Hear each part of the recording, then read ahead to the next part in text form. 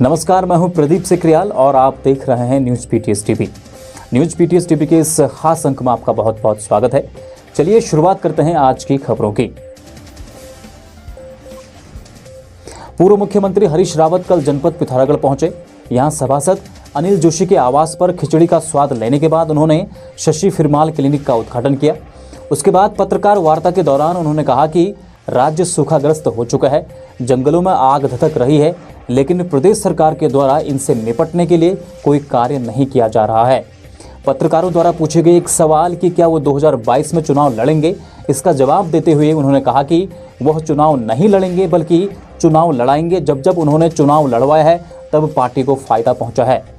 साथ ही उन्होंने बीजेपी को चुनौती देते हुए कहा कि आगामी विधानसभा चुनाव में बीजेपी मोदी के नाम पर नहीं बल्कि स्थानीय प्रत्याशी के नाम पर चुनाव लड़कर दिखाए। वनों की रक्षा के लिए एक व्यापक कॉम्प्रिहेंसिव जन समर्थन आधारित प्रोग्राम बनाने की जरूरत है और मैं उम्मीद करता हूं कि गैरसैंण की विधानसभा में जंगल बचाने और ये सूखे की स्थिति पर जरूर जो है व्यापक चर्चा हो। मेरी इच्छा है कि इस बार मैं 2002 की तरीके से फिर कांग्रेस को जिताने के लिए केवल चुनाव लड़ाने का काम करूं, क्योंकि बहुधा मैंने देखा है कि लोग अपनी अपनी सीटों में बंद करके रह जाते हैं और कांग्रेस को एक व्यापक चुनाव प्रचार की जरूरत पड़ेगी। और वो चुनाव प्रचार के लिए जब मैंने कैंपेन किया है तब कांग्रेस को फायदा हुआ है, 2002 में, 2012 में, यहाँ तक कि 2007 में। इसलिए मैंने भूल देवता की धरती में यूं ही भाव आ गया। मेरा ये मायका का इलाका है, बड़ा पिथौरागढ़, बागेश्वर, चंपावत, तो मैंने दिल की बात कह दी जो मेरे दिल में। बीजेपी प्रदेश प्रवक्ता सुरेश जोशी ने कल नगर के जिला पंचायत प्रांगण में प्रेस कॉन्फ्रेंस कर अपनी सरकार के 4 वर्षों में किए गए विकास कार्यों को गिनाए। उन्होंने विपक्ष पर हमला बोलते हुए कहा कि कांग्रेस द्वारा झूठ का प्रचार किया जा रहा है। कांग्रेस अपने कार्यकाल में किए गए विकास कार्यों के आंकड़े लेकर के आए, हम अपने विकास कार्यों के आंकड़े लेकर के आएंगे, उसी से पता चल जाएगा कि किसके कार्यकाल में असल में विकास कार्य हुए हैं। उत्तराखंड के अंदर 4 साल का कार्यकाल लगभग पूरा होने को जा रहा है। हम लोगों ने जो 2017 में जनता के बीच में जो विषय रखे थे उन सभी विषयों पर बहुत तेजी से काम किया है और विशेष करके जो हमारे सीमांत जनपद हैं, सीमांत जनपदों को लेकर के भारतीय जनता पार्टी ने विकास को बहुत तेजी से आगे बढ़ाया है। आज हमारा सौभाग्य है कि टनकपुर से लेकर लीफू लेक तक की जो मोटर मार्ग है उसको 12 मीटर करने की भारत सरकार की सैद्धांतिक स्वीकृति मिली है, जिसमें पिथौरागढ़ तक की रोड पूरी हो चुकी है।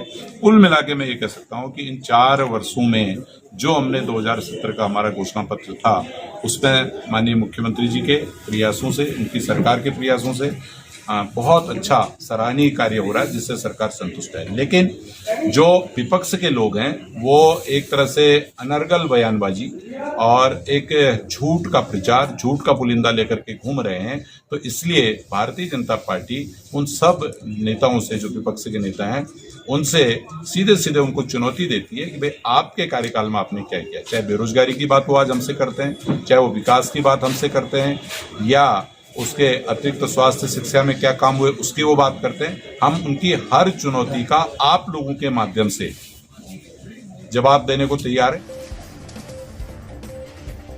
गंगुलीहाट विकासखंड के नाली रूपीचर गांव के ग्रामीण आज भी हैंडपंप के पानी से गुजारा कर रहे हैं। ग्रामीणों ने बताया कि 40 परिवार इसी हैंडपंप पर निर्भर हैं।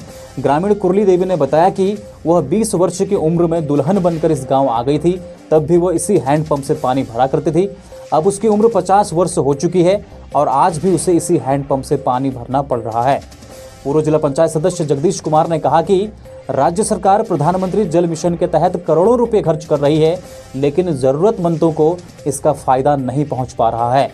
3 किलोमीटर 4 किलोमीटर धार छ हमारा, उधर दूर हम पानी भरना और हमने पानी तो बनाते हमारे तो पानी होना जरूरी से। हमारा अंतिम सब भूख प्यास रोना में पानी बाजार मर गया। बहुत परेशानी से हमारे गाँव में पानी आजकल मैंने खाली हैंड पंप से ये 4 दिन टूट जाओ फिर उठा पानी पानी जाकर प्रधानमंत्री जल जीवन मिशन के तहत हर घर में नल, हर घर में जल की बात कर रही है। गुंगलियाहाट तहसील के कई ऐसे गांव हैं जहां आज भी पानी नहीं है। गांव के लोग हैंडपंप पर निर्भर है। हमारी सरकार से मांग है कि जल जीवन मिशन के तहत उन गांव में पानी दिया जाए जहां आज तक पानी नहीं मिला है।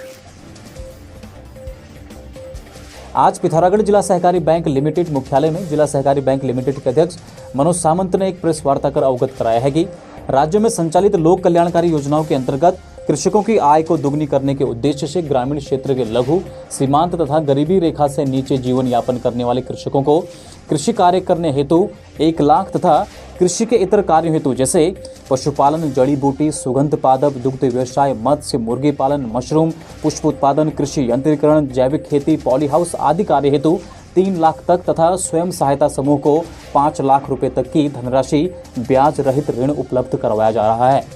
आगामी 6 फरवरी को वर्चुअल बृहद किसान मेले के माध्यम से 25,000 से अधिक पात्र सदस्यों को लाभान्वित किया जाएगा। कार्यक्रम का शुभारंभ प्रदेश के मुख्यमंत्री त्रिवेंद्र सिंह रावत द्वारा किया जाएगा। दीनदयाल कृषि ऋण योजना के अंतर्गत माननीय मुख्यमंत्री जी द्वारा कल 6 तारीख को प्रत्येक विकास खंड के माध्यम से किसानों को 0% ब्याज में 3 लाख तक का ऋण प्रदेश सरकार देने जा रही है।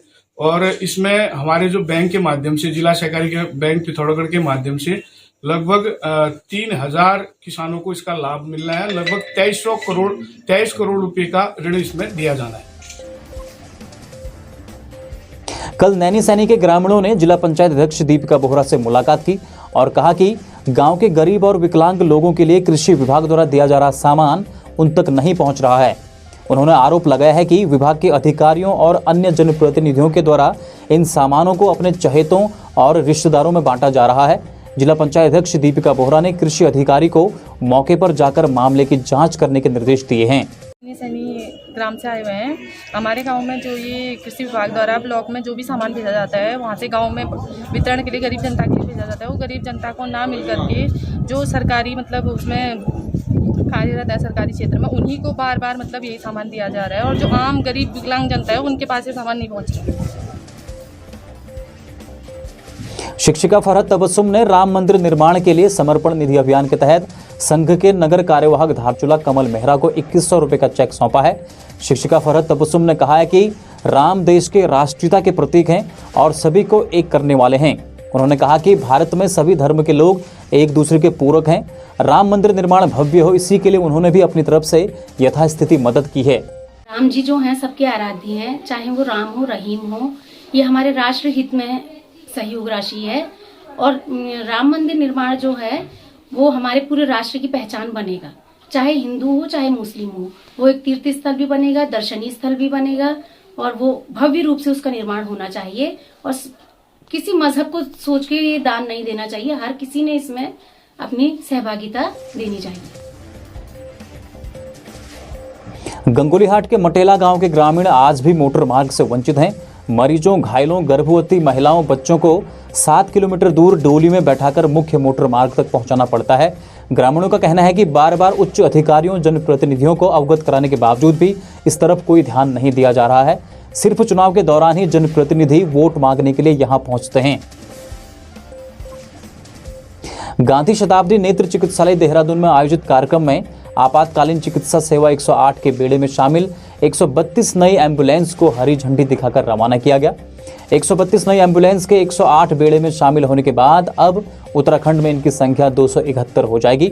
पिथौरागढ़ जिले को 7 से 8 नई एम्बुलेंस मिलने की संभावना है, जिनको चिन्हित उन स्थानों पर तैनात किया जाएगा जहां इनकी सर्वाधिक आवश्यकता प्रतीत हुई है। खबरों में बने रहने के लिए न्यूज़ पीटीएस टीवी को सब्सक्राइब करें और बेल आइकन दबाएं और साथ ही फेसबुक पर न्यूज़ पीटीएस टीवी पेज को लाइक या फॉलो करें।